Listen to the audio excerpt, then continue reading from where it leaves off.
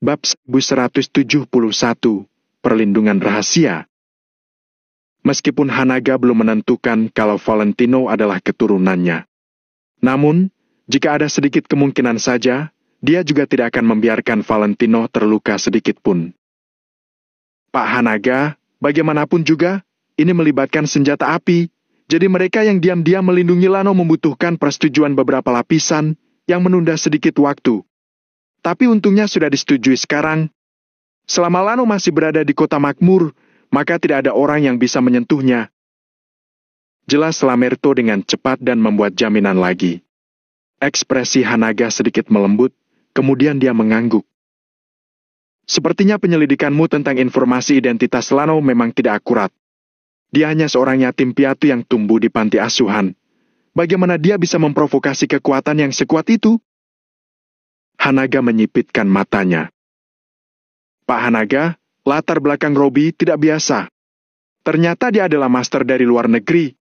Aku juga sedang menyelidiki kenapa dia berurusan dengan Lano. Kalau tidak bisa, aku akan menanyakannya sendiri setelah dia bangun.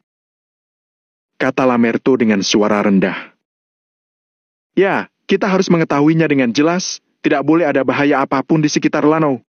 Tapi hal-hal ini harus dilakukan diam-diam. Bahkan jika ada yang menemukan petunjuk, kamu harus membuat orang lain berpikir kalau kamu membantu Lano karena kamu berteman dengannya. Perintah Hanaga dengan ringan.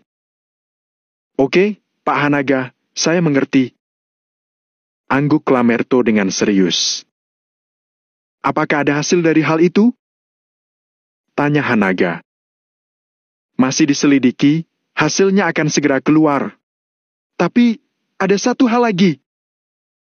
Lamerto ragu-ragu.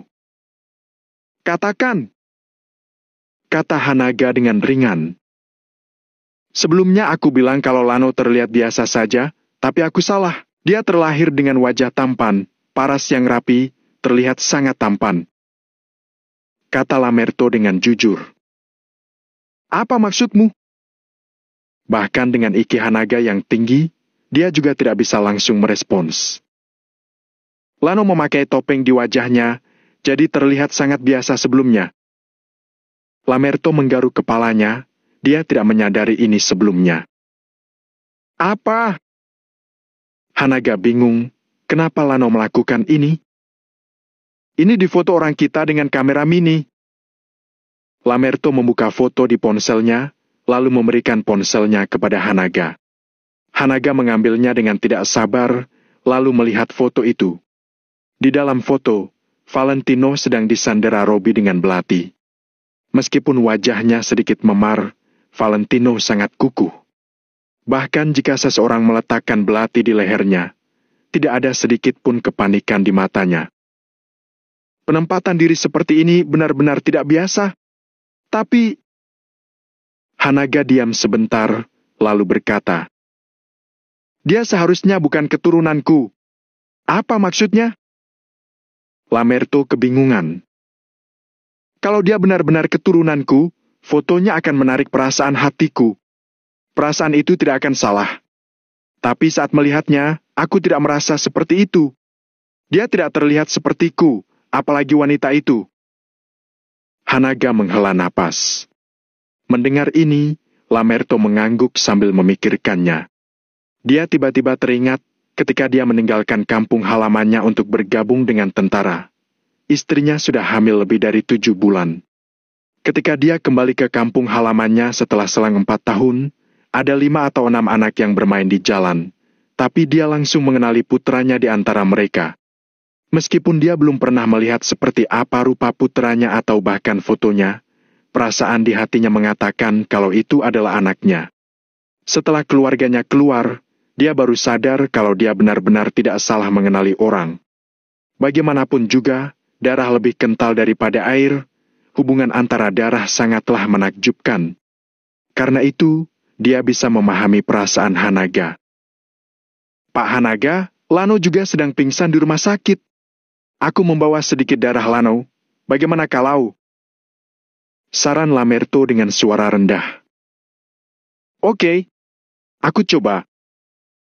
Hanaga langsung mengerti apa yang dimaksud Lamerto. Dia mengambil pisau belati, mengangkat pergelangan tangannya dan membesetnya untuk mengeluarkan sedikit darah. Sebelum identitas asli Valentino diselidiki, Hanaga tidak yakin apakah Valentino adalah keturunannya atau bukan. Dia tidak bisa menilai hubungannya dengan Valentino hanya berdasarkan perasaan saja. Jadi jika bisa melakukan tes, dia secara alami tidak akan menolaknya. Lamerto mendapatkan sampel darah Hanaga dan Valentino, lalu tanpa membuang waktu, dia langsung pergi untuk memeriksanya. Identitas Hanaga sensitif, jadi hal semacam ini hanya bisa dilakukan olehnya. Di dalam rumah sakit, Valentino berbaring di ranjang rumah sakit dan terbangun perlahan-lahan. "Tuan Lano, Anda sudah bangun?" "Saya." Addison buru-buru maju, dia terlihat bersalah. Valentino melambaikan tangannya, lalu menyesap air dan berkata, "Tidak perlu menyalahkan dirimu sendiri. Robi sangat kuat, dia adalah orang terkuat yang pernah kulihat dalam hidupku. Tidak ada yang bisa menghadapinya kecuali senjata api. Jadi, masalah ini bukan salahmu." Ketika Addison mendengar apa yang dikatakan Valentino, dia akhirnya merasa lebih baik. Namun, tetap saja, dia masih merasa bersalah. Valentino baru datang ke kota makmur dan sudah berada dalam bahaya sebanyak 2 kali. Bagaimanapun juga, ini kelalaian tugas Addison. "Tuan Lano, saya benar-benar tidak menyangka Anda masih dapat mencari orang-orang dari departemen atas. Benar-benar menakutkan." Semakin dipikirkan, Addison semakin tidak bisa membayangkannya. Bagaimanapun juga, itu adalah MV, apa yang diwakilinya sangat menakutkan hingga tidak terbayangkan. Valentino tidak banyak menjelaskan, hanya mengangguk kecil. SMS yang dia kirim saat itu dikirim ke Lamerto. Dia selalu merasa kalau Lamerto pasti tidak akan mengabaikannya. Benar saja, Lamerto benar-benar mengirim orang untuk menyelamatkannya. Namun, tindakan Lamerto terlalu cepat. Ini yang tidak diduga Valentino. "Di mana orang-orang itu? Apakah mereka di luar?" tanya Valentino. "Tidak, mereka pergi setelah membawamu ke sini." Jelas Addison dengan cepat. Valentino mengangguk, dia menyuruh semua orang keluar dari ruangan, lalu menelepon Lamerto. "Halo, ada apa?" Lamerto mengangkat telepon dengan sedikit tidak sabar. Sikap ini membuat Valentino tercengang. Kenapa dia merasa Lamerto seperti tidak mengenalinya setelah membantunya? "Terima kasih atas bantuanmu," kata Valentino setelah merenung selama 2 detik. "Bantuan apa? Aku tidak punya waktu untuk membantumu. Kalau tidak ada masalah lain, jangan hubungi aku lagi kelak. Ada masalah juga jangan hubungi aku." Lamerto berkata dengan tenang, tapi terdengar kesal. Valentino tercengang mendengar ini.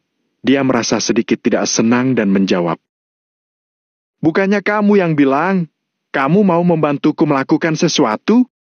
Kenapa malah pura-pura tidak tahu sekarang? Kapan aku bilang mau membantumu? Kamu sebenarnya ada urusan atau tidak? Kalau tidak ada, pergi sana." Saat ini, Lamerto langsung memarahi Valentino seperti sudah gila. Valentino benar-benar tercengang. Bab 1172, Menciptakan Dewa. Apakah Lamerto ini makan mesiu? Valentino jadi semakin tidak senang dan menjawab dengan mata terbelalak. "Apa menurutmu aku mau berurusan denganmu? Aku tak mau. Cepat pergi sana." Setelah Lamerto selesai berbicara, dia langsung menutup telepon. Valentino tercengang, dia mengedipkan matanya dan berkata pada dirinya sendiri, "Apa dia gila? Atau gila karena makan bubuk mesiu?" Sedangkan Lamerto yang berada di ujung telepon, jantungnya berdebar kencang setelah menutup telepon. Dia menggenggam erat teleponnya, lalu terdiam selama lebih dari 10 detik sebelum menghela napas dan berkata pada dirinya sendiri, "Aku tidak tahu siapa kamu, tapi anggap saja kamu Tuan Muda. Tuan Muda, kamu tidak boleh menyalahkanku. Identitasmu harus dirahasiakan untuk saat ini. Ini juga untuk kebaikanmu sendiri. Aku akan membantumu secara diam-diam, tapi kita harus mengurangi kontak sebisa mungkin. Aku terpaksa menyembunyikan ini darimu untuk sementara. Bagaimanapun juga, di sini adalah kota makmur. Lamerto menghela napas panjang, kemudian mengambil sampel darah Valentino dan Hanaga dengan cepat. Dia bersiap untuk pergi mengidentifikasi hubungan mereka secara diam-diam. Dengan cara kerja keluarga Yoanda, jika ingin menyelidiki seseorang, mereka dapat menyelidiki semua informasi tentang orang itu dalam waktu 1 jam. Bahkan apa yang orang itu makan untuk sarapan juga bisa diketahui. Namun, Lamerto tidak berani menyelidiki masalah ini dengan heboh. Jadi sampai saat ini, identitas asli Valentino belum diselidiki dengan jelas. Kali ini, identifikasi DNA setidaknya dapat menentukan apa ada hubungan atau tidak antara Valentino dan Hanaga. Jadi, Lamerto tidak boleh ceroboh. Valentino tidak tahu apa-apa tentang yang dilakukan keluarga Yoanda. Jadi saat ini, perasaannya berantakan. Awalnya Valentino berpikir kalau keluarga Yoanda mungkin akan membantunya. Jika begitu, dia tidak perlu memedulikan keluarga Arden lagi. Namun sepertinya, dia sudah berpikir terlalu banyak. Bagaimana mungkin orang penting seperti Lamerto peduli dengan dirinya? Mungkin aku yang berpikir terlalu banyak tentang asal-usul liontin ini. Ini hanya sepotong batu giok berkualitas bagus saja. Jadi, Lamerto menyukainya dan ingin bermain. Sambil memegang liontin biru di tangannya, Valentino tanpa sadar bergumam pada dirinya sendiri. Tapi kalau orang-orang bersenjata api itu bukan diutus oleh Lamerto, siapa mereka? Valentino berpikir dengan ragu-ragu, tapi dia sama sekali tidak mengerti. Valentino hanya mengenal segelintir orang di kota makmur. Addison, Jackson dan keluarga Arine di kota makmur adalah 3 kekuatan yang berteman dengannya. Namun, di antara ketiga kekuatan ini, siapa yang memiliki kekuatan untuk mengeluarkan begitu banyak senjata api dan berani menunjukkannya secara terang-terangan? Bahkan Jackson juga tidak akan berani menggunakan senjata api di kota makmur. Jadi, siapa yang membantunya? Semakin dipikirkan, Valentino semakin bingung. Situasi di kota Neo cukup parah, ditambah dengan kebingungan di depannya, membuat Valentino tidak tahu harus berbuat apa. Sudahlah, aku lebih baik keluar dari rumah sakit saja. Valentino merenung untuk waktu yang lama, lalu memanggil Addison. Tuan Lano, Anda masih terluka, Anda tidak boleh terlalu terburu-buru. Addison tentu saja tidak mau Valentino keluar dari rumah sakit. Selain beberapa luka luar, Valentino juga mengalami luka dalam. Meski tidak serius, tetap ada memar besar di sana-sini. Di wajah Valentino juga terdapat beberapa luka lebam. Aku tidak bisa terus tinggal di sini. Aku sudah memutuskan hubungan dengan pihak Lamerto. Jangan pikir dia akan membantu kita lagi. Jadi sekarang kita harus mencari cara untuk menemukan dukungan lain. Kamu bantu aku pikirkan caranya. Valentino berbicara sambil mengeluarkan jarum infus dari tangannya. Karena Addison tidak bisa membujuk Valentino, dia pun bergegas membantunya. Tuan Lano, di antara 4 keluarga kecil di kota makmur, keluarga Duni dan keluarga Limindo memiliki dendam terhadap Anda, jadi Anda tidak bisa mengandalkan mereka. Anda bisa coba menghubungi keluarga Arine dan keluarga Winsley. Tapi keluarga Arine lemah dan keluarga Winsley bergantung pada keluarga Arden. Keluarga Arden tidak mau bekerja sama dengan kita, jadi keluarga Winsley juga tidak bisa berbuat apa-apa. Setelah mengatakan ini, Addison berhenti sejenak, lalu melanjutkan. Adapun 3 keluarga besar, keluarga Arden dan keluarga Arine mengabaikan kita. Katanya keluarga Deraes memiliki hubungan pribadi yang baik dengan keluarga Yoanda, jadi kita juga pasti tidak punya kesempatan dengan mereka. Bagian terpenting adalah kita sama sekali tidak dapat menemukan cara untuk menghubungi mereka. Jadi saya pikir, kalau Anda bersikeras ingin menjalin hubungan dengan sebuah keluarga besar, hanya keluarga Arine yang tersisa. Bagaimanapun juga, Addison memiliki pengalaman hidup yang lebih banyak. Dia menganalisis situasi dalam beberapa kata. Setelah mendengarkan analisis Addison, Valentino mengangguk kecil, sepertinya dia masih harus lebih banyak berhubungan dengan Jesslyn. Kemudian, dia akan menyuruh Jesslyn untuk membawanya menemui Tuan Besar Arine. Hal itu rencana sementara yang terlintas di benak Valentino. Aku akan mengurus proses keluar rumah sakit sekarang, kemudian lihat apakah aku bisa menghubungi keluarga Arine atau tidak dan meminta mereka membantu. Valentino sangat membutuhkan rencana lain. Situasi di kota Neo tidak dapat ditunda lagi. Tapi keluarga Arine terlalu lemah. Mereka bahkan tidak bisa menandingi keluarga Duni, apalagi melawan keluarga Arden. Dengan kekuatan mereka saat ini, bahkan jika mereka mau membantu kita, mereka juga tidak dapat membantu apa-apa. Addison terdiam sejenak, lalu mengungkapkan kekhawatirannya. Valentino merenung selama beberapa detik, kemudian berkata dengan senyum main-main. Sekarang keluarga Arine memang lemah.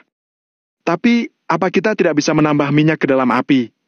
Mendorong keluarga Arine ke tingkat yang lebih tinggi? Addison tertegun dan merenung sebentar, lalu tiba-tiba terbelalak.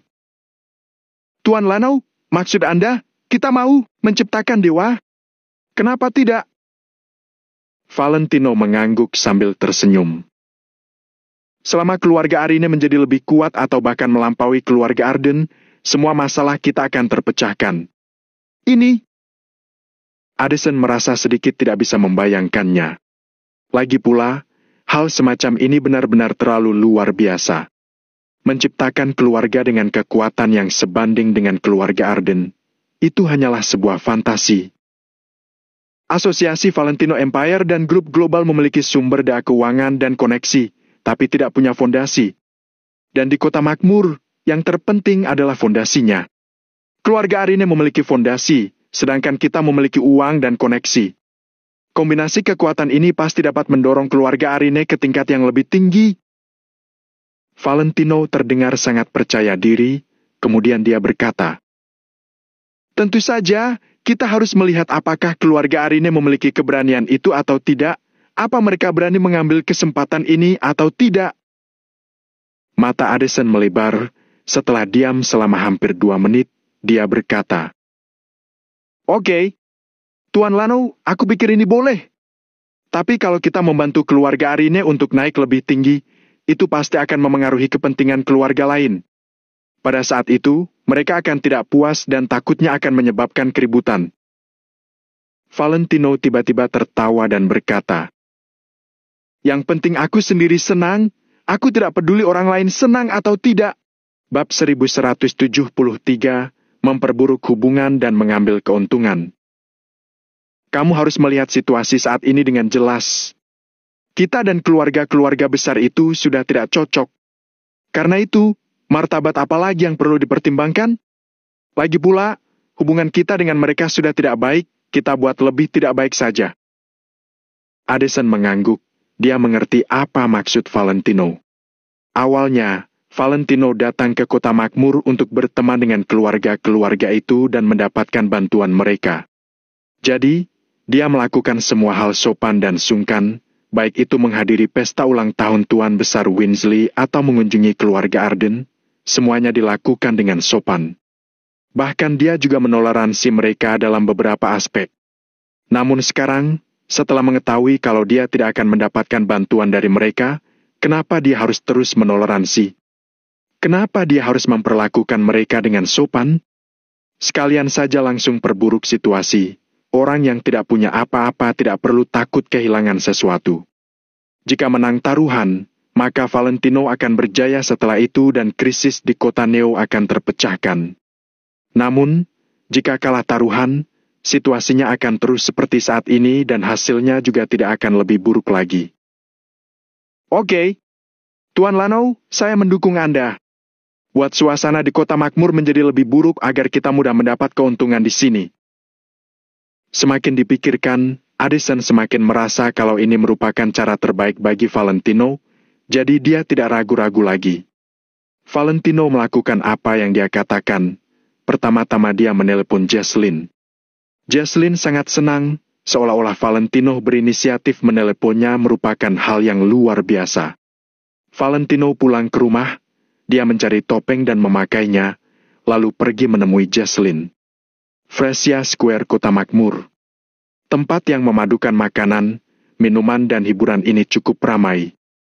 Baik siang atau malam, selalu ada kemacetan lalu lintas di sini. Tempat ini adalah tempat terkenal di Kota Makmur. Pakaian Jesslyn tidak tebal, dia terbiasa dengan pakaian yang pas di tubuh. Dia mengenakan rok kulit kecil dengan sepatu bot panjang dan kaos kaki berwarna kulit, membuatnya terlihat anggun dan glamor, tapi tetap seksi. Saat ini, Jesslyn berjalan dengan riang. Dia memegang permen kapas di tangan kirinya dan lidah bebek panggang di tangan kanannya sambil terus mengunyah. "Kamu sepertinya sangat senang." Valentino mengikuti Jesslyn di belakang dan tak bisa menahan diri untuk menggelengkan kepalanya.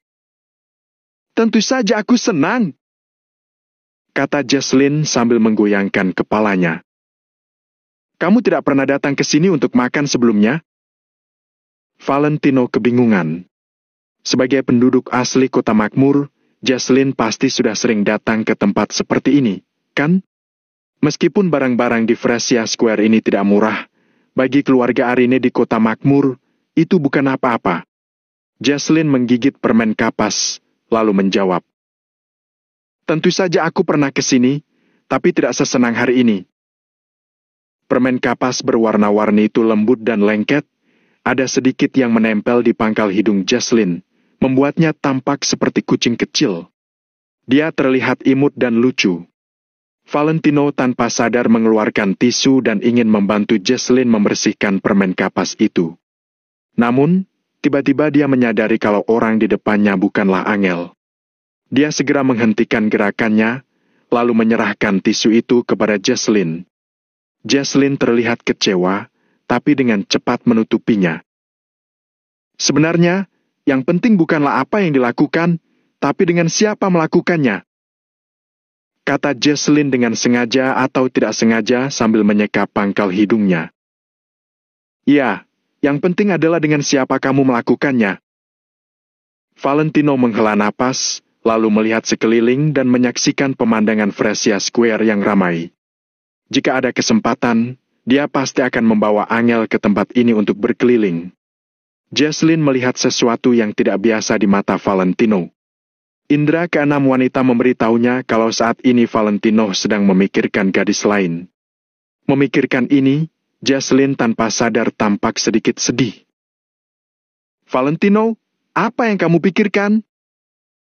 Jesslyn masih tetap tidak bisa menekan emosi di hatinya. "Tidak apa-apa.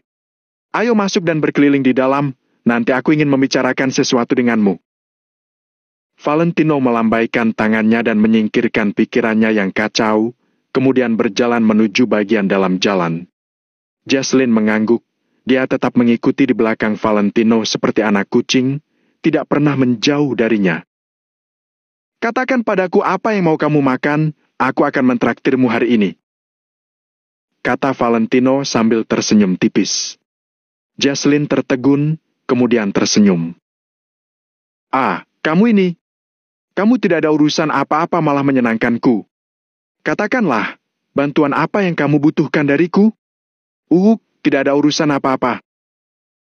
Valentino batuk ringan, lalu berkata, "Tapi kalau kamu bisa membantu memperkenalkanku kepada Tuan Besar Arine, aku juga tidak akan keberatan." "PVFT, masalah kecil itu. Katakan saja langsung, tidak sulit." Jesslyn tertawa terbahak-bahak.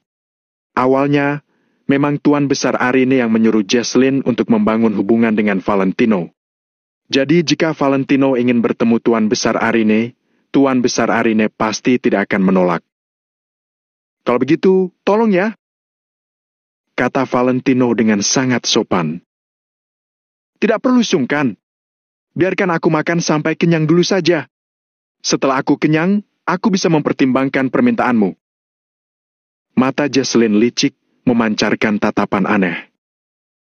"Oke, kamu bisa makan apapun yang kamu mau hari ini," kata Valentino sambil tersenyum lebar. Saat itulah Jesslyn baru berbalik dengan puas dan mulai mencari sesuatu yang lezat. Keduanya berjalan dengan santai di jalanan itu, lalu mencicipi semua jenis jajanan khas lokal. Di kedai teh di Fresia Square. Di posisi dekat jendela, ada dua anak muda yang menggumamkan sesuatu. Dua anak muda ini adalah Kristo dan Rujin. "Tuan Muda Rujin, aku sudah memikirkannya. Selama kita berdua bergabung, tidak seorang pun dari 4 keluarga kecil yang berani membantu Lano. Bahkan kalau kita secara terang-terangan menargetkannya, keluarga Arine dan keluarga Winsley juga tidak akan pernah bermusuhan dengan kita hanya karena Lano. Kristo menyesap teh, lalu berkata dengan percaya diri. Rujin tidak segera menjawab, melainkan bertanya. Sudah beberapa hari berlalu, apa kamu sudah menyelidiki identitasnya? Sudah. Lano berasal dari kota Vero, seorang yatim piatu. Dia sama sekali bukan anak orang kaya. Semakin dipikirkan, Kristo semakin meremehkan Valentino. Beberapa hari yang lalu, Kristo masih berpikir jika Lano memiliki latar belakang yang tidak biasa. Namun, siapa sangka setelah diselidiki, ternyata Lano hanyalah seorang yatim piatu. Seorang yatim piatu bisa mengenal Addison dan Jackson? Apa kamu sedang bercanda? Rujin tampak tidak percaya. Tuan Muda Rujin, mana berani aku membohongimu, informasi ini tidak mungkin salah. Aku bersusah payah menemukan informasi itu, bahkan menggunakan koneksi di kota Vero. Kristo takut Rujin tidak akan mempercayainya, jadi dia segera mengeluarkan ponselnya dan menunjukkan catatan panggilannya dengan orang kota Vero. Lalu kenapa dia tahu orang-orang besar ini? Kita tidak usah bahas Addison dulu untuk saat ini. Kekayaan grup global di tangan Jackson saja berkali-kali lebih besar daripada kekayaan keluarga Duni. Mana mungkin Lano bisa mengenal orang hebat seperti itu? Rujin masih tidak percaya. Tuan Muda Rujin, aku juga telah memeriksa ini. Kristo buru-buru berkata. Si Lano itu pernah berpartisipasi dalam festival barang antik dari Asosiasi Barang Antik Kota Vero. Bab 1174, lancang sekali. Kudengar Lano mengeluarkan sebuah barang antik yang sangat langka, katanya itu adalah mangkuk glasir langit yang setara dengan harta negara. Makanya itu menarik perhatian Asosiasi Barang Antik. Kamu masih ingat kalau dia adalah anggota Asosiasi Barang Antik, kan? Itu karena Lano menjual barang antik itu dengan harga murah kepada Asosiasi Barang Antik. Sementara grup global memiliki saham Asosiasi Barang Antik, makanya mereka bisa mengenali Lano. Jelas Kristo dengan cepat. Rujin mencerna perkataan Kristo dengan saksama baru mengangguk dan berkata, ternyata begitu. Tampaknya dia kenal dengan Jackson karena dia menjual barang antik dengan harga murah demi mendapatkan sisi baik Asosiasi Barang Antik. Sekarang, semuanya sudah jelas. Entah itu identitas Valentino sebagai anggota Asosiasi Barang Antik atau mengenali Jackson, ternyata itu adalah hasil Lano menyanjung orang. Benar, Tuan Muda Rujin, Lano tidak bisa apa-apa selain menyanjung orang. Kalau tidak, mana mungkin Jocelyn menghiraukannya? Itu karena Lano pintar menggombal. Kristo merasa semakin tidak senang, dia pun meneguk tehnya hingga habis. Kalau begitu, kita bisa menghadapinya dengan mudah. Rujin mengangguk. Benar, kita bisa menghancurkannya kapanpun.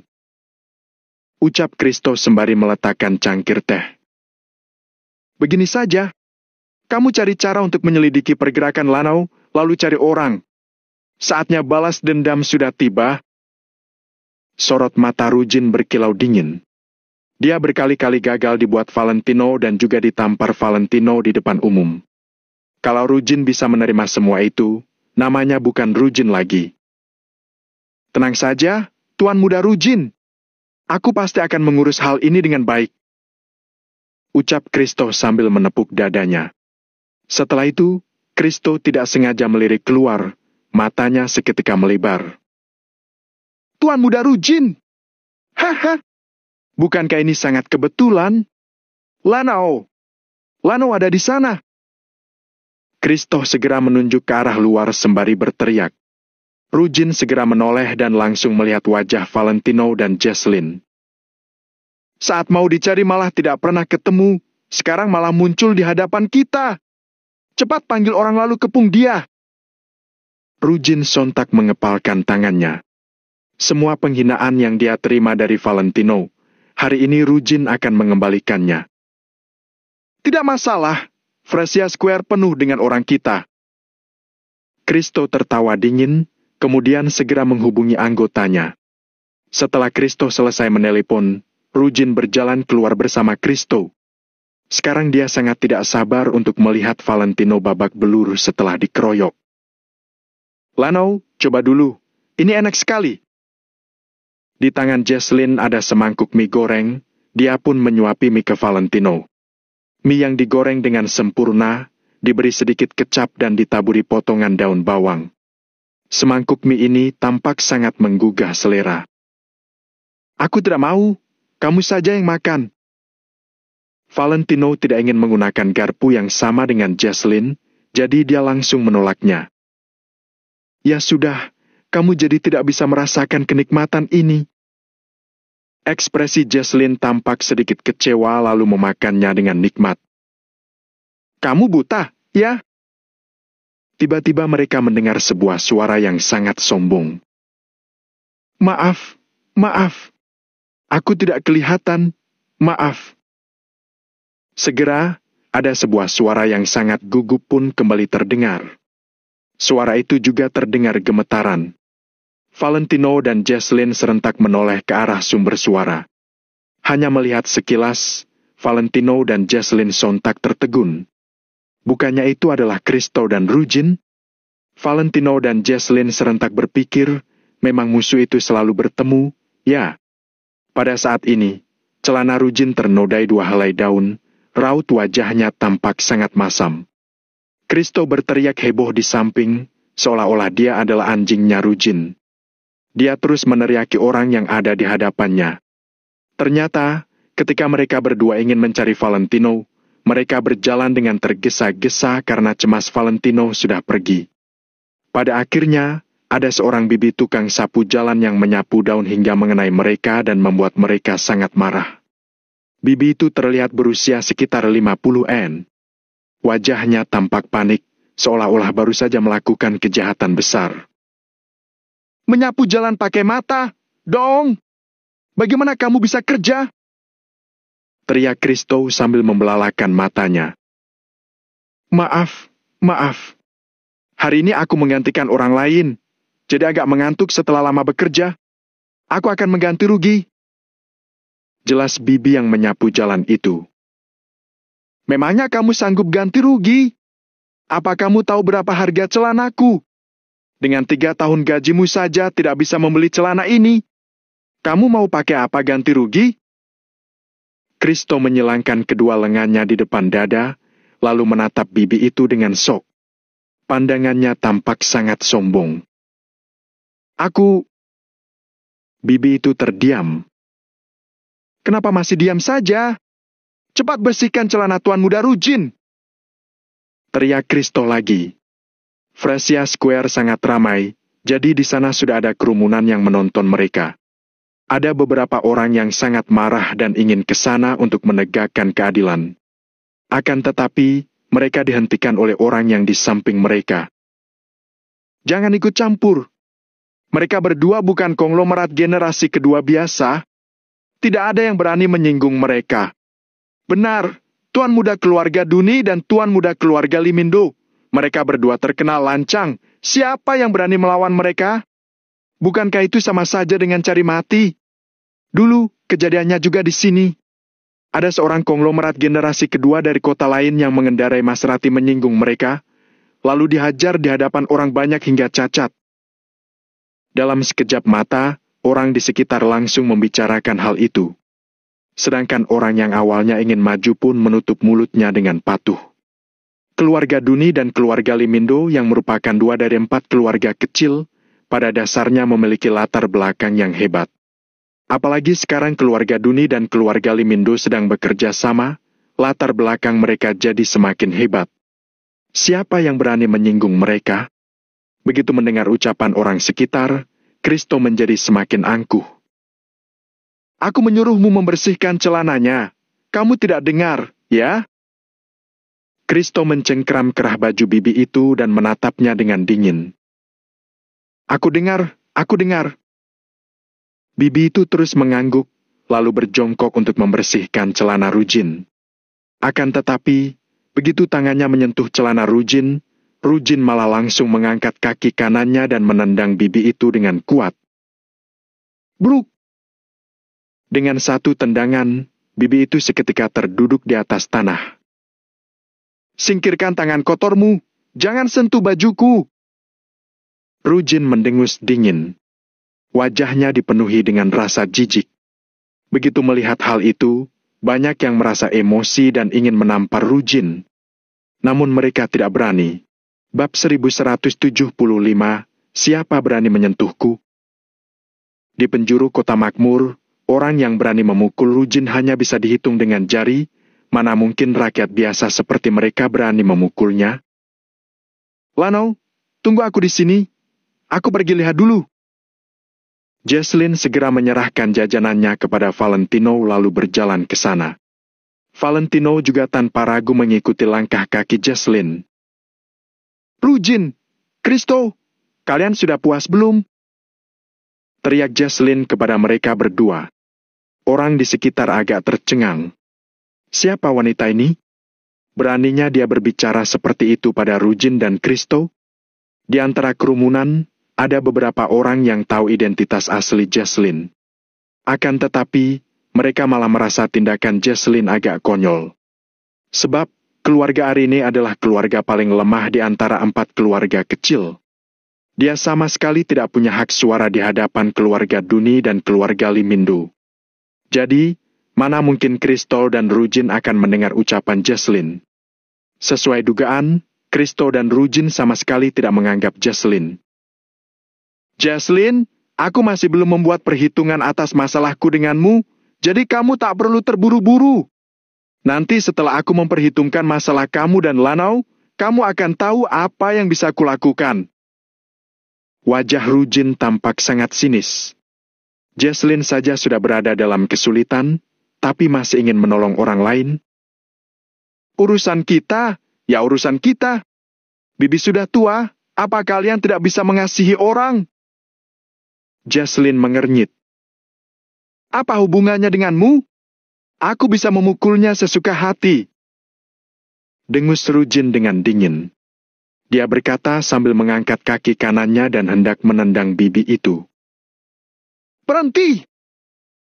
Jesslyn berteriak kemudian bergegas berjalan ke arah Rujin. "Minggir sana! Dasar jalan!" Kristo mencibir sambil mengulurkan tangannya di hadapan Jesslyn. Awalnya dia sangat menyukai Jesslyn, tapi Jesslyn sama sekali tidak tertarik padanya dan malah lebih akrab dengan Lanau yang baru dia kenal. Memikirkan ini, Kristo menjadi semakin marah. Valentino mengernyit, dia pun hendak berjalan ke depan. "Derap! Derap! Derap!"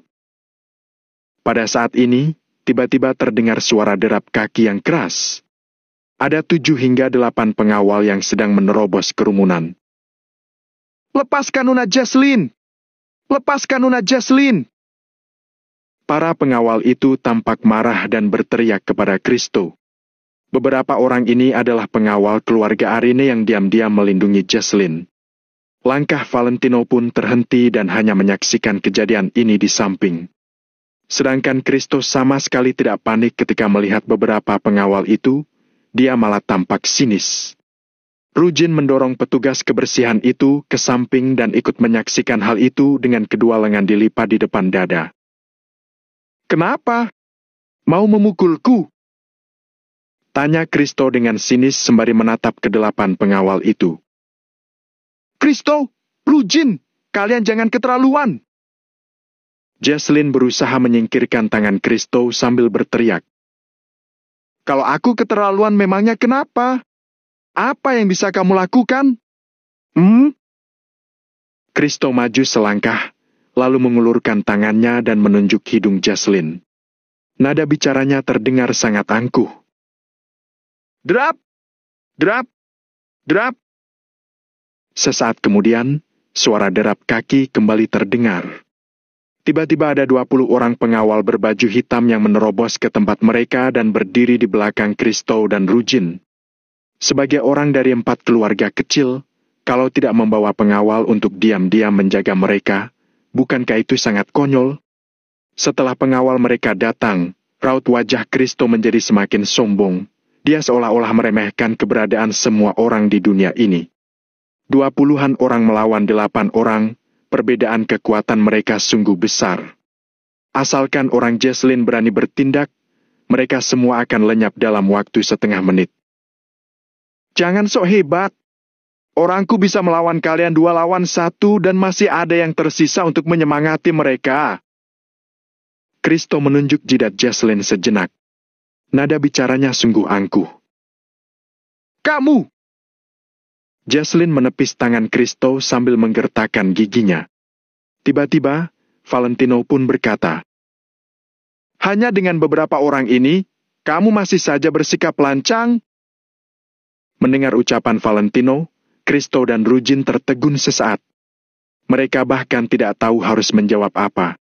Karena mereka tahu dan sudah pernah melihatnya dengan mata kepala mereka sendiri seberapa kuatnya Valentino. Meski ada 20 orang menghadapi Valentino, mereka tetap saja tidak begitu yakin. Kristo menunduk untuk melihat waktu, setelah itu memandang Valentino dengan sinis. Tentu saja ada orang yang akan menghadapi Valentino. Sekarang, dia harus menghadapi keluarga Arine dulu. Jadi, saat ini Kristo seakan tidak mendengar ucapan Valentino. Kenapa? Kamu rasa aku sedang menindas kalian dalam jumlah? Baiklah. Kristo mendengus sambil menatap Jesslyn, kemudian menoleh ke belakang sambil berkata, kalian mundur, jangan ikut campur. 20 pengawal Kristo ragu sejenak baru mundur dengan patuh. Jarak mereka dengan kerumunan lumayan jauh. Semua yang ada di sana agak heran, entah apa yang sedang direncanakan Kristo. Setelah semua pengawalnya mundur, Kristo baru berbalik kembali lalu memandang Jesslyn dan 8 pengawalnya dengan licik. Orangku tidak bergerak, ya? Nanti kalian jangan bilang aku menindas kalian. Sekarang, aku hanya berdiri di sini. Biar ku tanya kalian, siapa yang berani menyentuhku? Teriak Kristo sambil menunjuk para pengawal Jesslyn. Nada bicaranya sungguh angkuh. Selesai berkata, tidak ada yang berani bergerak. Kerumunan yang mencapai ratusan orang itu juga merasa gelisah. Meski Kristo hanya seorang diri, tidak ada orang yang berani menyentuhnya sembarangan.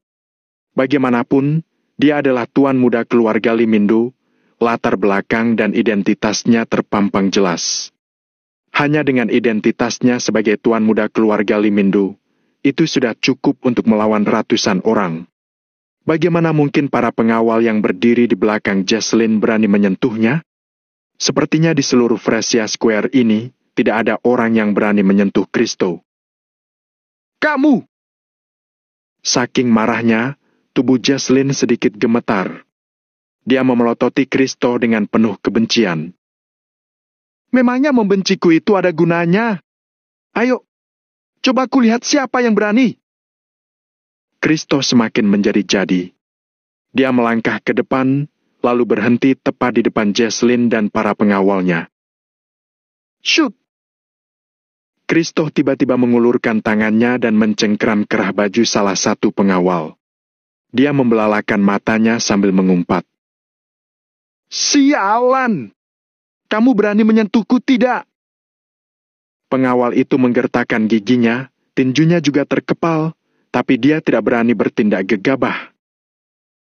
Bu! Kristo sontak melempar tinjunya dan membuat 2 pengawal yang ada di depannya terpental ke belakang. Para pengawal Jesslyn mengepalkan tangan mereka secara serentak dan memandang Kristo dengan marah. Kenapa? Sudah mengepalkan tangan? Ayo pukul aku. Aku ingin lihat apa keluarga Arine akan memusuhi keluarga Duni dan keluarga Limindo demi kalian yang hanyalah seorang pengawal. Hina Kristo. Begitu mendengar ucapan Kristo, semua pengawal itu sontak tertegun. Mereka pun melepaskan tinju mereka. Keluarga Arine pasti tidak akan memusuhi keluarga Duni dan keluarga Limindo demi mereka. Jadi, mereka tidak berani menyentuh Kristo. Bab 1176, Identitas luar biasa. Semakin mereka tidak berani bergerak, Kristo semakin angkuh saja. Seolah di seluruh kota makmur ini, Kristolah sosok paling hebat. Hanya terlihat, Kristo perlahan mengulurkan tangannya lalu menampar seorang pengawal. Plak! Plak! Kekuatannya standar, tidak pelan tidak berat, tapi mengeluarkan suara nyaring. Tak diragukan lagi, tindakan ini adalah penghinaan besar bagi mereka. Namun, 7-8 pengawal ini tidak punya pilihan. Mereka hanya bisa diam tak peduli seberapa marahnya mereka. Bahkan orang-orang di sekitar yang menonton kejadian ini pun agak tidak tahan lagi. Tapi mereka juga tidak bisa berbuat apa-apa. Kristo itu bukan sosok yang bisa mereka singgung. Ayo pukul aku! Sampah! Plak! Memangnya kenapa kalau aku menyentuh nuna kalian? Sekelompok sampah! Plak! Sialan! Tak berguna! Sial! Plak! Telapak tangan Kristo terus menampar, mulutnya penuh dengan kata-kata umpatan yang tak bermoral sama sekali. Ayo pukul aku! Kalian sampah kalau tidak memukulku! Ayo memohon padaku! Hahaha! Tidak ada seorang pun yang berbicara di sana, tapi dalam hati mereka sudah agak muak melihatnya. Jangan sentuh mereka! Jesslyn pun melangkah maju mendorong Kristo ke samping. Sial! Sampah! Aku akan membunuhmu! Kristo tiba-tiba menampar Jesslyn dengan keras. Mata Jesslyn membelalak, dia membeku di tempat seketika. Tepat saat ini, satu sosok bergegas menghalangi di depan Jesslyn. Wouch! Sebuah tamparan keras mendarat di wajah Kristo. Plak! Suara nyaring seketika terdengar. Kristo ditampar dengan kecepatan secepat kilat sampai mundur jauh, wajahnya seketika bengkak. Wah! Orang-orang yang menonton kejadian ini pun heboh. Tidak seorang pun yang percaya kalau Kristo sungguh ditampar. Sungguh masih ada orang yang berani menampar Kristo? Lantas, apa penampar ini tidak tahu siapa tokoh paling kejam di kota makmur ini? Sebenarnya, siapa pemuda ini? Terlihat ada Valentino berdiri di depan Jesslyn dengan tangan di belakang. Ekspresi dan sorot matanya begitu datar serta acuh tak acuh. Dalam ketenangan Valentino itu, malah menyeratkan keagungan. Auranya melukiskan aura seorang suami yang begitu bertanggung jawab dan melindungi. Sialan! Balas dendam! Balas dendam? Ya! Bagaimana penyelesaiannya? Tamat sudah. Bocah kemarin sore tidak takut pada harimau buas. Masalah pemuda itu tidak akan ada habisnya setelah menampar Kristo. Kristo menyeka sudut mulutnya sampai jejak darah tertinggal di jari-jarinya. Sudah 3 kali. Kamu menamparku 3 kali. Hari ini aku. Kristo melirik jari-jarinya dan mulai berteriak marah pada Valentino. Salah? Valentino langsung menyela saat Kristo belum selesai bicara. Apa? Kristo langsung terkejut. Valentino tersenyum main-main dan berkata, ditambah kali ini, jadi 4 kali. PVFT. Jesslyn seketika tidak bisa menahan tawanya, senyum pun mengembang di wajahnya. Saat ini, suasana hatinya yang buruk seketika menghilang. Tubuh Valentino seolah memiliki kekuatan sihir yang tak bisa dilawan Jesslyn sama sekali. Selama ada Valentino, kesulitan sebesar apapun tidak bisa dianggap ada. Semua orang lagi-lagi terkejut setelah mendengar ini. Mendengar maksud ini, berarti Kristo sudah ditampar 4 kali oleh pemuda ini. Sialan, mau bercanda tapi tidak seperti ini juga. Pemuda itu masih hidup sehat dan tenang setelah memukul Kristo 4 kali. Siapapun tidak akan mempercayai hal ini. Ekspresi Kristo dan Rujin seketika menjadi sangat gelap saat ini. Lanau! Surga punya jalan tapi kamu masih tidak masuk ke sana. Neraka tidak punya jalan tapi kamu malah masuk ke sana. Hari ini, kalau kamu masih terus seperti ini, aku, Kristo akan menghabisi seluruh margamu. Maki Kristo sambil menggertakkan gigi dan menunjuk Valentino. Namun, dia tidak berani maju berkelahi dengan Valentino. Dia tahu kekuatannya sendiri seperti apa, makanya dia hanya bisa menunggu bala bantuan saja. Sudahlah, kamu jangan menghina marga wijaya kami. Valentino melambai-lambaikan tangannya. Kamu teruslah menggila. Jangan pergi kalau kamu luar biasa hebat. Kristof terus berteriak. Oke, aku tidak akan pergi. Valentino tidak cemas sama sekali. Dia berbalik dan pergi ke warung makan terdekat untuk duduk, bahkan memesan beberapa tusuk sate. Dia tampak begitu tenang. Saat Fresia Square di sini sedang heboh, di kediaman keluarga Yoanda Kota Makmur, kamar Hanaga. Lamerto berjalan terburu-buru dengan raut wajah seolah sedang merenungkan sesuatu. Dia bahkan tidak mengetuk pintu dulu dan langsung masuk ke kamar Hanaga. Ekspresi wajah Lamerto tampak campur aduk. Hanaga belum tidur dan masih duduk di kamarnya. Dia langsung berdiri begitu melihat Lamerto masuk. Dia tidak merasa kesal sedikit pun dengan tindakan Lamerto yang tiba-tiba masuk tanpa mengetuk pintu ini. Meskipun Hanaga sedang menekan antusiasme di hatinya, tubuhnya tetap sedikit dicondongkan ke depan dengan sorot mata penuh penantian. Lamerto menghela napas dalam. Di seluruh negara Nagon ini, tidak ada satupun hal yang bisa membuat Hanaga begitu peduli. Pak Hanaga, tes DNA selesai. Lamerto melapor sambil menyerahkan dokumen hasil identifikasi. Namun, setelah menerimanya, Hanaga malah tidak berani membukanya. Ya, apa hasilnya? Telapak tangan Hanaga bergetar, bahkan dokumen tersebut juga ikut bergetar sedikit. Bapak dan Lano tidak memiliki hubungan darah, jadi Bapak dan Lano sudah jelas bukan ayah dan anak. Jawab Lamerto dengan jujur. Wuch! Telapak tangan Hanaga tiba-tiba mengepal, dokumen di tangannya penuh dengan lipatan. Iya, aku tahu, tidak semudah itu untuk menemukan mereka. Ini utang yang harus aku tanggung, ini semua salahku. Makanya aku harus menanggung hukuman ini, menerima siksaan ini. Tepat saat ini, Hanaga seketika tampak beberapa tahun lebih tua, punggungnya yang tegap juga terlihat membungkuk. Pak Hanaga, aku belum menyelesaikan kata-kataku. Saat ini, hati Lamerto juga begitu emosional. Dia berkata dengan tegas pada Hanaga. Tidak usah menenangkanku, 20 tahun lebih sudah berlalu. Hanaga melambaikan tangannya dan berkata, Keluarlah, aku mau istirahat. Pak Hanaga, Bapak tunggu dulu. Meskipun Lano tidak memiliki hubungan darah dengan Bapak, tapi aku pikir, dia mungkin terbilang setengah putra Bapak juga. Ujar Lamerto ragu-ragu. Langkah kaki Hanaga seketika terhenti. Dia seketika berbalik dan menatap Lamerto dengan mata terbelalak. Apa maksudmu? Katakan! Hanaga meletakkan kedua tangannya di atas meja, bahkan nada suaranya sedikit keras. Pak Hanaga, jangan terlalu antusias dulu, aku sudah menyelidiki identitas Lano. Identitas kota Vero ternyata hanya tipuan saja, identitas aslinya. Lamerto baru berkata sampai di sini, tapi langsung dipotong Hanaga. Aku tidak tertarik untuk mengetahui siapa dia.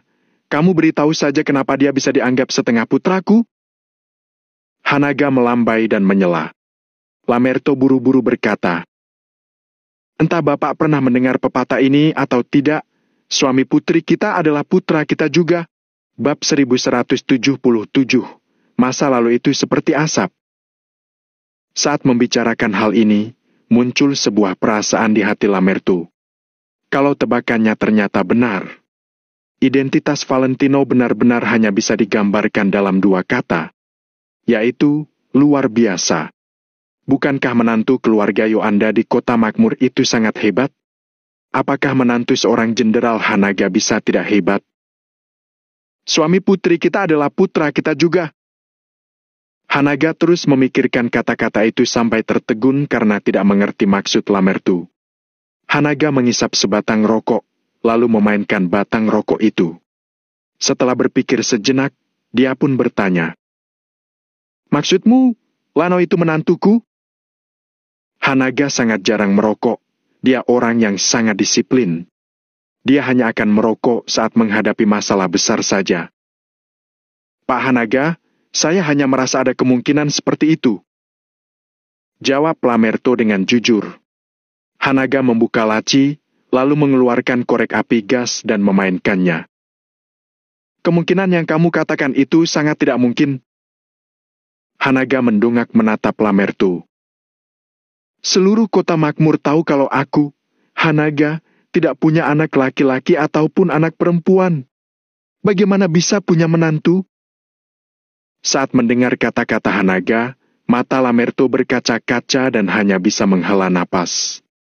Inilah yang sering dikatakan orang-orang, kita hanya fokus pada pro dan kontra, tanpa fokus pada inti masalahnya. Meskipun ekspresi Hanaga tampak sangat tenang, faktanya dia sudah begitu larut dalam masalah ini. Pak Hanaga, kenapa Bapak selalu merasa kalau istri Bapak itu melahirkan seorang bayi laki-laki? Kenapa tidak mungkin melahirkan bayi perempuan? Ucap Lamertu dengan hati-hati. Plak! Hanaga tiba-tiba menghentakkan korek api gasnya di atas meja, ekspresinya berubah drastis. Setelah pikirannya terus berpacu, Hanaga akhirnya mengerti maksud Lamertu. Kamu, tunggu sebentar. Setelah tertegun sejenak, Hanaga baru menyalakan rokoknya dan mengisapnya. Lamertu terdiam dan menunggu dengan tenang. Hanaga menghela napas, lalu berkata, maksudmu keturunanku itu seorang perempuan dan ada kemungkinan kalau Lana itu suami putriku? Setelah mengucapkan kata-kata ini, telapak tangan Hanaga terus bergetar meskipun Hanaga berusaha sekuat tenaga untuk menekannya. Bisa dibayangkan bagaimana perasaannya saat ini. Saya berpikir demikian. Lamertu mengangguk. Bagaimana kamu bisa yakin? Kenapa? Apakah informasi-informasi ini akurat? Kenapa kamu bisa yakin kalau istri Lana itu putriku? Tanya Hanaga dengan suara rendah. Pak Hanaga, lihatlah. Lamertu tidak basa-basi lagi, dia langsung mengeluarkan sebuah foto. Gadis di foto itu terlihat anggun, seperti bunga kembang sepatu. Kulitnya halus dan perawakannya tinggi. Bahkan di kota makmur ini, kecantikannya itu sangat langka. Tidak berlebihan untuk mengatakan kalau dia adalah gadis tercantik di seluruh negara ini. Gadis ini tak lain adalah Angel. Saat Hanaga mengambil foto itu, dia tiba-tiba menahan napas, matanya terbelalak dan langsung tertegun di tempat. Seolah tersambar petir, kepalanya berdengung dan ingatannya kacau seperti film yang melintas di benak Hanaga. Semua hal di dunia ini dilupakan oleh Hanaga. Di dalam benaknya, hanya ada orang di foto ini. Brak! Rokok di tangannya digebrakan di atas meja. Berkas data yang sangat penting langsung terlubangi oleh rokok itu. Hanaga dan Lamertu tidak punya waktu untuk mengkhawatirkan itu. Kemudian Lamertu segera memungut puntung rokok itu dan membuangnya ke asbak. Dia, pasti dia, putriku. Aku sangat yakin kalau dia itu putriku. Keturunanku. Saat ini, Hanaga tampak menggila. Dengan matanya yang memerah, dia menatap Angel di foto itu, seolah-olah ingin memasukkan seluruh rupa Angel ke dalam pikirannya. Saat ini, masalah hubungan darah pun terkuak, hingga membuat Hanaga sama sekali tidak bisa tetap tenang. Wajahnya sangat mirip seperti dia, hanya saja dia punya tahi lalat di antara alisnya. Seorang pria tangguh seperti Hanaga saja, matanya memerah pada saat ini. Air mata juga mengalir tiada henti. Air matanya pun jatuh ke atas foto itu. Dengan cepat, Hanaga menghapus air mata di foto itu dengan lengan bajunya karena takut foto itu rusak. Pak Hanaga, namanya Angel, dia itu nona keluarga Kusuma di kota Neo. Dia itu istri Lano. Jadi saya pikir, pasti Angel yang memberikan liontin itu kepada Lano. Sudah 3 tahun mereka menikah. Selama 4 tahun ini, perjalanan hidup mereka juga tidak mudah. Ujar Lamertu sambil mengeluarkan data diri Angel. Sementara Hanaga, dia sama sekali tidak perlu lagi melihat data diri Angel. Dia 200% yakin kalau Angel adalah putri kandungnya. Perasaan ini tidak pernah salah. Penampilan Angel juga sangat mirip dengan kekasih Hanaga. Angel, putriku! Hanaga menyimpan foto itu dengan hati-hati, lalu menghela napas. Pak Hanaga, apakah Bapak ingin menguji Dina dengannya? Tanya Lamerto. Tidak perlu. Angel sudah pasti putriku. Para malaikat berkumpul di langit biru, bertugas menjagaku agar selalu kuat menghadapi dunia yang terkadang jahat. 2 bait puisi ini adalah puisi favoritnya. Nama Angel ini pasti diambil dari puisi ini. Mata Hanaga menjadi semakin berbinar, lalu dia bertanya dengan suara gemetaran. Apakah Angel baik-baik saja? Apakah kekasihku juga baik-baik saja? Aku tidak menyangka dia akan menikah dengan orang lain. Entah bagaimana dia di tempat keluarga Kusuma. Apakah dia menderita? Lamerto tertegun sejenak, kemudian dia buru-buru menjelaskan. Pak Hanaga, jangan salah paham. Nona Angel hanya diadopsi oleh keluarga Kusuma. Nyonya tidak menikah dengan orang keluarga Kusuma. Aku belum menyelidiki alasannya, tapi menurut dugaanku, sepertinya keluarga Kusuma mengadopsi Nona. Tapi saat ini keberadaan Nyonya belum diketahui. Jiwa raga Hanaga berguncang, dia merenung sejenak, lalu perlahan mengangguk dan berkata, Oh, ternyata begitu. Hanaga tidak melanjutkan perkataannya, tetapi rasa bersalah di hatinya kian membuncah. Dia sangat menyukai anak-anak. Kalau bukan karena terpaksa, mana mungkin dia tega membuang putri kami? Dia pasti putus asa. Makanya terpaksa memberikan Angel kepada orang lain. Hanaga menghela napas panjang. Saat itu, keluarga Yoanda memandang rendah ibunya Angel, merasa kalau ibunya Angel berasal dari keluarga sederhana. Karena itulah, mereka tidak merestui Hanaga untuk menikah dengan ibunya Angel. Keluarga besar itu sangat mementingkan kecocokan latar belakang. Sedangkan di mata mereka, ibunya Angel hanyalah rakyat jelata yang sangat tidak layak. Makanya, mereka tidak hanya memisahkan Hanaga dan ibunya Angel, bahkan mereka melakukan percobaan pembunuhan terhadap ibunya Angel agar tidak menodai keluarga Yoanda. Beberapa hal ini baru diketahui Hanaga setelah beberapa waktu kemudian. Saat Hanaga mengetahuinya, semuanya juga sudah terlambat. Masa lalu itu seperti asap, sekarang sudah tidak perlu dibahas lagi. Pak Hanaga, saya akan memerintahkan bawahanku untuk terus mencari keberadaan Nyonya. Lalu, bagaimana soal Nona? Apakah Bapak mau menjemputnya dari sana ke kota makmur untuk bertemu dengan Bapak, atau bagaimana? Bab 1178, dirahasiakan. Lamerto menenangkan dan memberikan sebuah saran untuk Hanaga. Hanaga menghela napas panjang, lalu membuang pikirannya yang kacau itu sambil menggosok matanya. Untuk sekarang tidak bisa dijemput dulu. Memang aku adalah kepala keluarga Yoanda, tapi sebenarnya belum sepenuhnya aku kendalikan. Keluarga besar keluarga Yoanda ini tidak bisa hanya mendengarkanku saja. Ada beberapa hal yang tidak bisa aku lakukan. Jadi untuk saat ini, masalah ini hanya bisa dirahasiakan. Tapi, mulai hari ini, mulai sekarang, aku akan mulai menebus dosaku pada Angel. Apapun yang dia inginkan, aku akan berusaha keras untuk memperjuangkannya. Bahkan, kalau dia menginginkan bintang di angkasa sekalipun, aku akan menghubungi NASA untuk mengambilkan 1 bintang untuk putriku. Tepat pada saat ini, aura sembrono dan arogan seketika membuncah dari sosok Hanaga. Lamerto tahu kalau apa yang dikatakan Hanaga itu pasti bukan sekadar basa-basi. Hanaga memang memiliki kekuatan ini, dia benar-benar mampu melakukannya. Hanya karena dia seorang Hanaga. Pak Hanaga sudah naik takhta sedari muda. Pak Hanaga, saya mengerti. Saya akan melakukan sesuai perintah Bapak. Lamerto langsung berdiri tegak. Hanaga kembali ke sosok agungnya yang sebelumnya. Dia berbalik menuju meja belakang sambil mengetuk-ngetuk pelan mejanya. Hanya diriku yang bisa menentukan apakah Lano memenuhi syarat untuk menjadi menantuku atau tidak, bukan orang lain. Kalau ingin menjadi menantuku, harus melihat kemampuannya dulu. Beritahu aku, bagaimana hubungannya dengan Angel? Setelah merenung sejenak, Hanaga mengajukan pertanyaan pertama ini. Hubungan mereka berdua sangat baik, meskipun prosesnya tidak mudah, sekarang mereka sangat harmonis. Nada bicara Lamerto terdengar sangat serius. Dia tahu dengan identitas seperti ini, Hanaga tidak mungkin peduli apakah Valentino kaya atau tidak, punya kekuasaan atau tidak.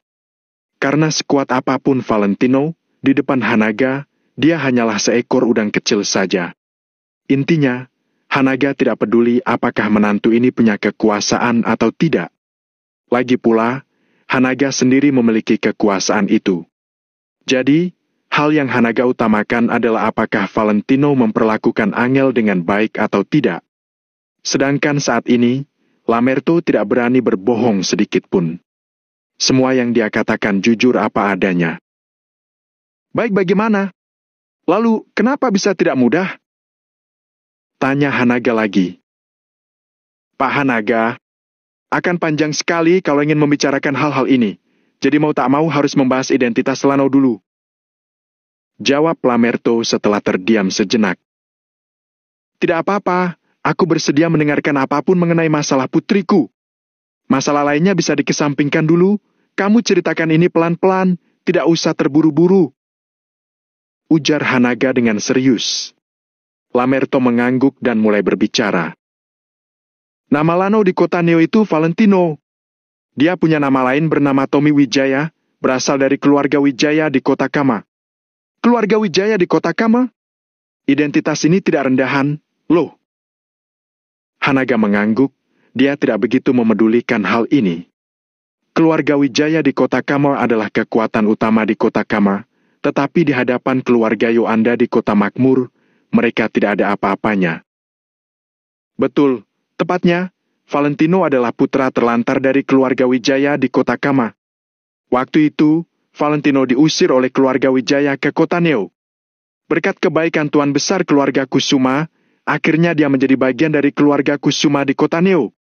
Demi Nona Angel, waktu itu, Valentino sudah mengalami penghinaan selama lebih dari 3 tahun di keluarga Kusuma. Dia dikata-katai sampah yang tidak punya pencapaian apapun. Lamerto sebisa mungkin menggunakan kata-kata sederhana untuk menceritakan beberapa jalan hidup Angel dan Valentino. Kemudian, demi Nona, Valentino mendirikan sebuah perusahaan untuk mengumpulkan semua kekuatannya di kota Neo dan menjadi raja kota Neo yang sepantasnya. Sedangkan dalam proses ini, Valentino melakukan banyak hal demi Nona Angel. Setelah sukses, akhirnya Valentino bisa bersama dengan Nona Angel dan tak terpisahkan. Kemudian, terjadi kecelakaan pada hari ulang tahun Nona. Valentino menderita trauma otak parah dan meninggalkan efek samping. Dia kehilangan ingatan dan hanya memiliki anak berusia 7-8 tahunan. Berbicara sampai di sini, Lamerto terdiam sejenak dan tak kuasa menahan diri untuk tidak menghela napas. Suasana hatinya sangat rumit. Perjalanan cinta keduanya benar-benar sangat rumit dan menyentuh. Terus lanjutkan. Hanaga mendengarkan dengan saksama. Setelah Lano kehilangan ingatannya, keluarga Wijaya mengirim seseorang untuk membunuh Valentino. Nona Angel pun membawanya ke kota Vero dan keduanya tinggal bersama. Tapi, tidak peduli seberapa keras hidup mereka berdua tidak pernah meninggalkan satu sama lain. Sampai suatu hari setelah Valentino mendapatkan kembali ingatannya, Valentino menaklukkan lingkaran alih belah diri kota Vero dan menjadi master belah diri kota Vero. Sedangkan perasaannya terhadap Nona Angel masih sama tulusnya, tidak ada yang berubah. Sepertinya waktu itu ada wanita yang terus mengejar Valentino, bahkan mengejar sampai ke kota Neo. Tapi, tak ada yang terjadi di antara Valentino dan wanita itu, dia masih sangat setia pada Nona Angel. Setelah mendengar ini, raut wajah Hanaga terlihat jauh lebih lega. Pada saat yang sama, dia merasa begitu terharu akan perjalanan hidup Valentino dan Angel yang sangat tidak mudah itu. Meskipun Lamerto menyederhanakan cerita ini sedemikian rupa, Hanaga tetap bisa membayangkan kesulitan yang dirasakan putrinya. Mengenai alasan mengapa mereka menderita, Hanaga tidak ingin menanyakannya lagi. Asalkan Hanaga dan Angel bisa saling mengenal, maka semua masalah bukan masalah lagi. Siapa yang berani menindas putri Hanaga? Mungkin orangnya sudah bosan hidup. Tidak apa-apa, dulu aku tidak ada di sisi Angel, makanya mereka bisa menderita. Mulai sekarang, aku, Hanaga, akan melindungi mereka. Aku ingin lihat, di negara Nagon yang besar ini, siapa yang berani mengusik mereka. Bahkan kalau selamanya kami tidak bisa saling mengenal, Aku tetap akan berusaha keras melindungi mereka secara diam-diam. Hanaga seperti sedang bersumpah, nada bicaranya terdengar sangat serius. Pak Hanaga, dari maksud perkataan Bapak ini, Bapak sudah menerima Valentino sebagai menantu Bapak? Tanya Lamerto dengan hati-hati. Hanaga melirik Lamerto dan berkata, "Kamu sedang mengejekku, ya? Saya tidak berani." Lamerto segera menunduk. Hanaga juga tidak ambil pusing dengan pertanyaan Lamerto. Dia menghela napas dan berkata, "Aku tidak peduli dengan latar belakang keluarganya. Dia sangat setia kepada Angel saja, sudah memenuhi syarat untuk menjadi menantuku. Valentino bisa melakukan apa yang tidak berani aku lakukan saat itu. Kalau saja saat itu aku punya setengah ketegasan Valentino, Angel dan ibunya pasti tidak akan terlalu menderita." Setelah mengucapkan kata-kata ini, Hanaga terdiam dan kembali mengingat hal ini. "Jangan bahas ini lagi. Lagian aku sudah menerima Valentino. Tak peduli bagaimanapun statusnya dulu, mulai sekarang karena dia adalah menantuku, maka dia adalah putraku juga. Siapapun yang ingin menggertak Valentino harus mendapat persetujuan dariku dulu, ayah mertuanya ini." Lamerto buru-buru mengangguk dan berkata, "Pak Hanaga, detailnya harus bagaimana? Saya tidak berani asal membuat keputusan kalau sudah berhubungan dengan Nona Angel." Kalau masalah kecil, Lamerto bisa memutuskannya sendiri. Namun, mengenai Angel, Lamerto tidak berani membuat keputusan apapun. "Tadi kamu bilang bagaimana keadaan Valentino dengan keluarga Wijaya di kota Kama?" Hanaga sedikit mengernyit. Bab 1179, memberikan dukungan. Hanaga tidak peduli dengan keluarga Wijaya, tetapi ketika ada sangkut paut dengan Valentino, dia terpaksa harus lebih memahaminya.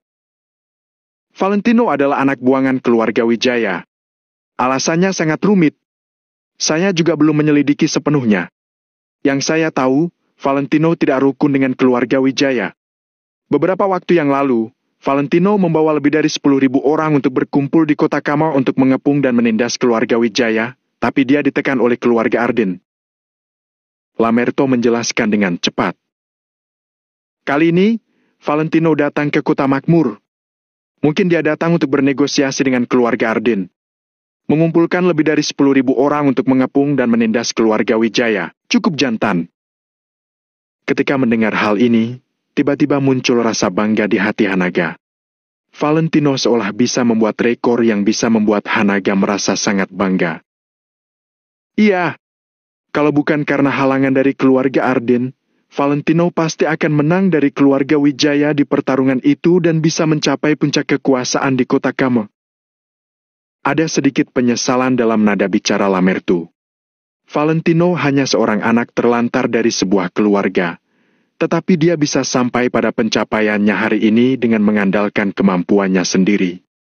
Hal ini sangat mengerikan. Kalau Valentino diberi waktu, bukankah dia akan mencapai puncak kekuasaan di seluruh negara Nagon? Apakah sekarang Angel masih tinggal di kota Neo? Kamu atur perjalanannya. Aku mau pergi ke kota Neo. Kata Hanaga dengan tiba-tiba. Lamerto melirik Hanaga, tetapi tidak menjawab karena dia tahu bahwa ada beberapa hal yang tidak perlu ditanggapinya. Benar saja. Belum lama setelah Hanaga mengatakan hal itu, dia menghela napas dan berkata, "Tidak, aku belum bisa menemui Angel sekarang." Identitas Hanaga terlalu sensitif. Kalau Hanaga buru-buru pergi menemui Angel, dia pasti akan membawa bencana bagi Angel. Tindakannya itu pasti akan memicu hal-hal yang lebih besar nantinya. Jadi, meskipun Hanaga ingin menemui Angel, dia terpaksa menundanya untuk sementara waktu. "Pak Hanaga, saya rasa lebih baik kita tangani urusan Valentino dulu. Anda dan Nona Angel pasti akan ada waktu untuk bertemu," kata Lamerto dengan lembut. Hanaga mengangguk ketika mendengar hal itu. Selama Valentino cukup kuat, dia akan memiliki pengaruh yang sangat besar di seluruh negara Nagon nantinya. Tidak usah pikirkan urusan lain dulu. Karena semua yang Valentino lakukan adalah untuk Angel, aku akan mendukung apapun yang ingin Valentino lakukan tanpa syarat. Kita amati dari kota makmur dulu. Bukankah keluarga Limindo dan keluarga Duni bertentangan dengan Valentino? Kita mulai dari mereka dulu. Hanaga mendengus dingin. Sampaikan perintahku.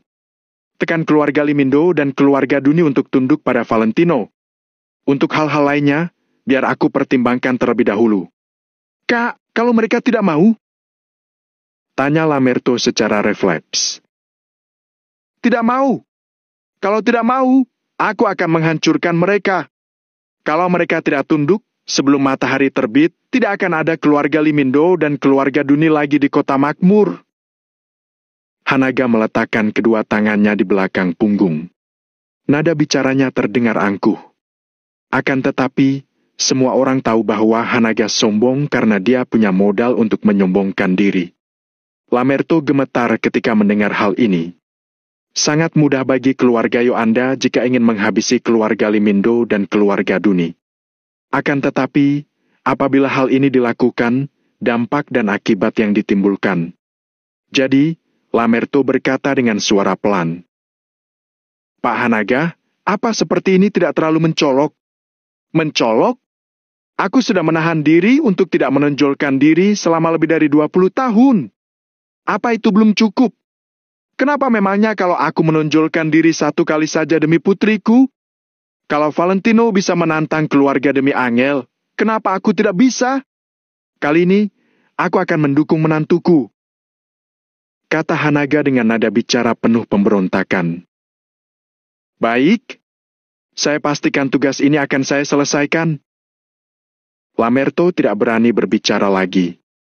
Dia langsung menegakkan punggungnya dan memberi hormat, lalu menerima perintah Hanaga. Hanaga mengeluarkan foto Angel lagi. Dia memandangi foto itu dengan kelembutan di mata yang tidak ada habisnya. Hanaga benar-benar tidak menyangka bahwa dia masih bisa menemukan keturunannya di sisa hidupnya. Beberapa tahun ini, mereka pasti sangat menderita. Ternyata aku menemukan putri kita lebih dulu. Kalau begitu, biarlah aku memulainya dari putri kita untuk menebusnya. Setelah aku menemukanmu, aku juga akan menebus semuanya padamu. Valentino adalah menantu kita. Dia adalah pria yang baik. Angel pasti sangat bahagia menikah dengannya. Aku juga akan mendukung Valentino sepenuhnya. Hanaga diam-diam memandangi foto itu dengan tatapan kosong. Setelah beberapa saat, dia menyimpan foto itu, lalu berjalan perlahan ke dekat jendela. Lakukan saja. Kamu bisa melakukan apapun yang kamu mau. Mulai sekarang, aku akan mengawal kalian dari belakang. Kata-kata yang mengandung aura yang mendominasi bergema di dalam ruangan untuk waktu yang lama. Sementara itu, di Fresia Square, Valentino duduk di kursi plastik. Dia bersandar malas di sandaran kursi. Beberapa tusuk sate dan beberapa makanan ringan lain yang tampak sangat menggiurkan diletakkan di atas meja kecil yang ada di depan. Di sisi lain, Jesslyn tampak waspada. Hatinya terasa gelisah dan dia tidak bisa duduk dengan tenang. Orang-orang yang dari awal menyaksikan mereka tidak pergi juga. Sebaliknya, orang yang berkumpul malah semakin banyak. Tatapan sebagian besar orang tertuju pada Valentino dan Jesslyn. Valentino tidak merasakan keanehan apapun, dia tetap makan dengan tenang. Jesslyn dilihat oleh begitu banyak orang. Karena merasa tidak nyaman, dia pun memutar tubuhnya. Lano, ini untukmu. Jesslyn memegang sebuah cangkir berisi teh susu panas dengan kedua tangannya, kemudian meletakkannya di depan Lano. Valentino memegang satu tusuk sate, lalu melambai-lambaikan tangannya dan berkata, Iya, letakkan saja. Jesslyn meremas-remas jarinya, lalu mengangkat kepalanya dan bertanya. Apa kamu tidak gugup? Gugup kenapa? Tanya Valentino sambil tersenyum. Aku tahu kamu sangat hebat, tapi Kristo dan yang lain juga tahu kalau kamu sangat hebat. Jadi, kalau Kristo tidak benar-benar yakin, dia tidak akan beraksi. Kali ini, mereka begitu percaya diri. Mereka pasti sudah memanggil banyak orang. Jesslyn mengungkapkan kekhawatirannya. Dia merasa sangat cemas. Tidak masalah. Lagi pula, aku juga tidak bisa lari, jadi lebih baik terima saja dengan lapang dada. Valentino menggelengkan kepalanya, lalu mengambil teh susu dan meminumnya. Kamu? Jesslyn merasa sangat tidak berdaya. Makan, ayo makan. Ini makanan terakhirmu. Kristo tertawa dingin sambil menggertakkan giginya. Valentino sedang menunggu orang-orangnya datang. Kali ini, Valentino benar-benar sudah melakukan persiapan yang matang, jadi dia memerlukan lebih banyak waktu. Lano, orang bijak tahu untuk menghindar dari sesuatu yang tidak menguntungkan baginya. Kita lebih baik pergi dulu saja. Setelah ragu-ragu sejenak, Jesslyn akhirnya membujuk Valentino. Dengan kekuatanmu, kalau kamu berusaha keras, mereka pasti tidak akan bisa menghentikanmu. Jesslyn tahu bahwa melarikan diri sebelum bertarung adalah perilaku yang sangat memalukan. Akan tetapi, harga diri tidak sebanding dengan keselamatan diri. Akan tetapi, Valentino masih duduk dengan tenang dan tidak beranjak dari tempat duduknya. Valentino sudah memutuskan untuk mengacaukan kota makmur. Bagaimana dia bisa terus bersabar? Ketika sedang bingung harus memulai dari mana, Kristo dan Rujin sudah mendatangkan kehancuran pada diri mereka sendiri. Valentino jelas tidak akan melewatkan kesempatan yang baik ini. Kacaukan. Semakin kacau semakin baik. Di masa-masa sulit, hanya orang hebat yang bisa muncul. Tidak masalah. Hari ini, aku akan memberi pelajaran pada mereka terlebih dahulu. Kalau nanti ada kesempatan, aku akan pergi sendiri dan memberi pelajaran pada keluarga mereka. Bab 1180, Preman. Valentino meletakkan teh susu, merasakan suhu di cangkir, lalu tersenyum ringan. Jesslyn benar-benar merasa tidak berdaya pada Valentino. Dia bahkan tidak tahu dari mana kepercayaan diri Valentino berasal. Orang tak tahu diri mana yang berani mengganggu Tuan Muda Kristo? Aku lihat sepertinya orang itu sudah bosan hidup ya. Tiba-tiba, dari kejauhan, terdengar suara yang sangat arogan. Semua orang melihat ke arah datangnya suara itu. Mereka melihat seorang pria muda dengan potongan rambut cepak yang memegang pipa baja yang berkilat. Di belakangnya, ada sekitar 30 orang pria kuat yang memegang pisau, senjata dan tongkat. Mereka berjalan ke arah sini. Melihat pemandangan ini, orang-orang yang berkerumun menonton kejadian di Fresia Square itu tanpa sadar melangkah mundur dan memberi mereka jalan. Hei, bukankah dia itu Hondarik Loman? Dia itu preman nomor 1 di Fresia Square. Benar, itu dia, preman yang terkenal di Fresia Square. Dengar-dengar, dia punya dukungan dari kalangan atas. Tanpa dukungan ini, memangnya dia berani begitu sombong di Fresia Square?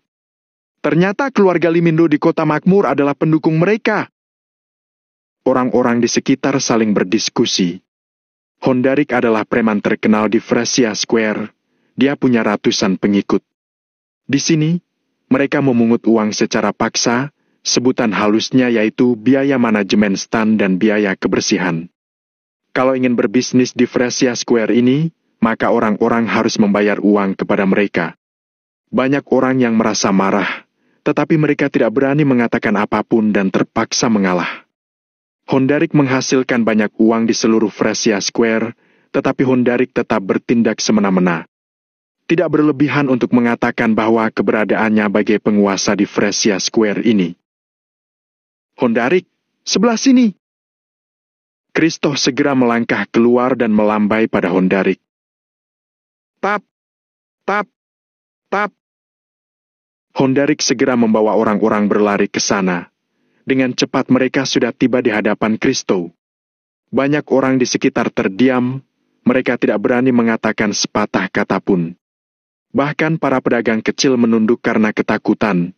Mereka menarik stand mereka ke belakang untuk memberi ruang.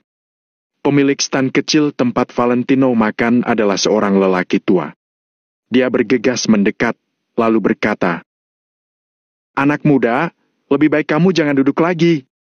Kalau tidak, nanti mereka akan menghancurkan standku." Valentino melambaikan tangannya dengan perlahan, lalu berkata, "Pak, hari ini aku akan duduk di sini. Tidak ada yang berani menghancurkan stand Bapak, jangan khawatir." Bagaimana orang tua itu bisa mempercayainya? dia menghela napas dan berdiri di belakang. Untuk hal-hal semacam ini, dia juga tidak berani campur tangan.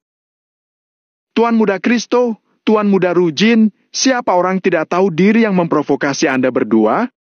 Hari ini, saya akan memukulinya sampai babak belur. Ada belasan orang yang berdiri di belakang Hondarik, jumlah mereka sangat banyak. Bajingan itu! Kristo mengulurkan tangannya dan menunjuk Valentino. Hondarik dan yang lain perlahan berbalik, lalu menatap Valentino. Sial! Saya pikir dia siapa? Hanya seorang pria gemulai, tapi malah berani memprovokasi Tuan Muda Kristo. Kamu benar-benar tidak takut mati. Hondarik memaki keras-keras, kemudian dia langsung berjalan menghampiri Valentino. Lebih dari 30 orang di belakangnya bertindak mengikuti arahan Hondarik dan langsung mengepung Valentino. Dilihat dari gerak-gerik mereka, sepertinya mereka akan langsung menghajarnya. Kristo dan Rujin menyalakan rokok dengan sangat santai dan menatap Valentino dengan ekspresi mempermainkan. Tuan Muda Rujin, nanti saat Lano dipukuli, saya akan membuatnya berlutut di depan Anda dan bersujud untuk mengakui kesalahannya. Kata Kristo sambil tersenyum. Rujin tidak bisa berhenti mencibir. Seberapa kuat pun Valentino, dia tidak akan bisa melawan begitu banyak orang yang dipimpin Hondarik. Namun, pada saat ini, terjadi perubahan kondisi lagi di tempat itu. Di belakang kerumunan Valentino, satu persatu pemuda berpakaian hitam mulai berjalan keluar. Mula-mula ada 10 orang, kemudian bertambah jadi 20 orang dan pada akhirnya ada sekitar 30 orang. Tidak lama kemudian, ada 40 orang yang berdiri di belakang Valentino. Tidak ada yang berbicara, tetapi ada ketegasan di wajah mereka yang sudah cukup untuk membuktikan isi pikiran mereka. Melihat adegan ini, semua orang di sekitar tertegun dalam sekejap. Hondarik dan yang lain tiba-tiba juga berhenti di tempat dan tidak terus melangkah maju lagi. Oh, sejak awal sudah ada persiapan? Kristo tertegun sejenak, lalu dia berkata dengan bingung. Orang-orang di sekitar yang menonton keributan, termasuk Jesslyn, akhirnya mengerti mengapa Valentino begitu percaya diri. Ternyata, banyak sekali orang yang melindungi Valentino secara diam-diam. Valentino tidak terkejut dengan semua ini. Kejadian di hotel sebelumnya membuat Arisen tidak berani lagi menganggap enteng. Dia mengatur banyak orang untuk melindungi Valentino setiap saat. Jika bukan karena takut targetnya akan terlalu besar dan tidak sesuai, maka dia akan bisa mengatasinya tanpa peduli berapa banyak orang yang ada. Namun, Jesslyn masih sangat gugup. Bahkan jika Valentino diam-diam dilindungi oleh banyak orang, apakah orang-orang ini berani menyentuh Kristo? Bahkan pengawal keluarga Arine juga tidak berani menyentuh Kristo, apalagi pengawal yang dibayar Valentino ini. Apakah kalian tahu siapa aku? Hondarik melotot dan melihat ke arah pengawal di belakang Valentino. Namun, orang-orang di belakang Valentino tidak menjawab sama sekali. Mereka hanya berdiri diam. Sial!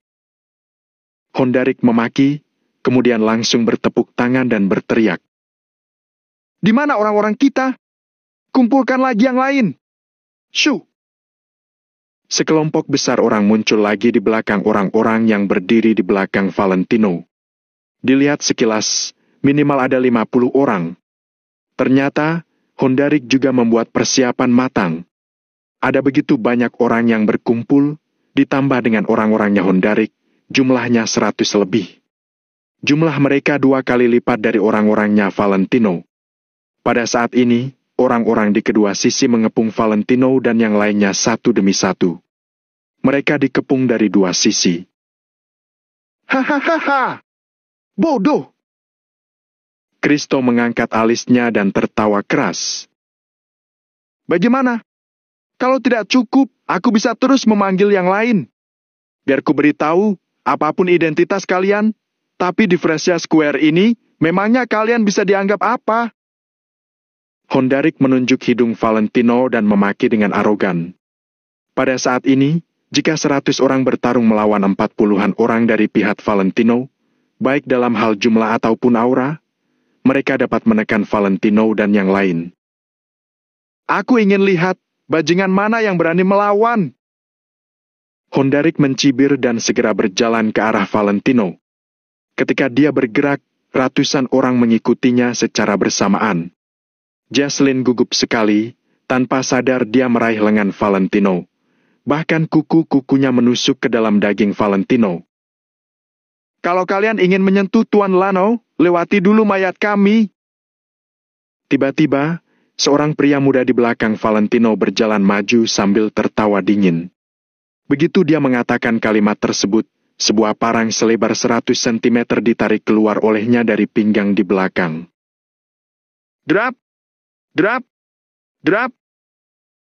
Setelah itu, 40 orang yang lain juga mengeluarkan parang yang berkilat secara bersamaan. Meskipun saat itu malam hari, Fresia Square terang benderang. Jadi, jarak pandang bukanlah masalah. Sekitar 40-an orang mengeluarkan parang selebar 100 cm yang berkilauan tersinar cahaya lampu, terlihat sangat dingin dan menakutkan. Syuh! Dalam sekejap, orang-orang menahan napas mereka.